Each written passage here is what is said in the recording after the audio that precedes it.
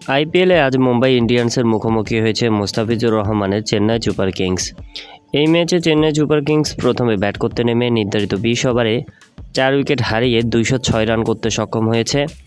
জবাবে মুম্বাই ইন্ডিয়ান্সের জন্য টার্গেট দাঁড়ায় 207 রানের লক্ষ্যে ব্যাট করতে নেমে ঈশান কিষান এবং রোহিত শর্মা দারুণভাবে জুটি গড়ে তোলে।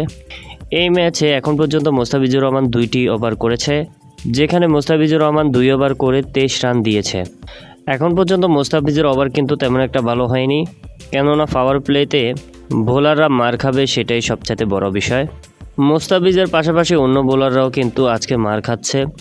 এখন পর্যন্ত ঠাকুরও 2 ওভার করে 23 রান দিয়েছে, দেশপান্ডে দিয়েছে 2 ওভার করে 17 রান। 6 ওভার শেষে মুম্বাই ইন্ডিয়ান্সের রান দাঁড়ায় 63।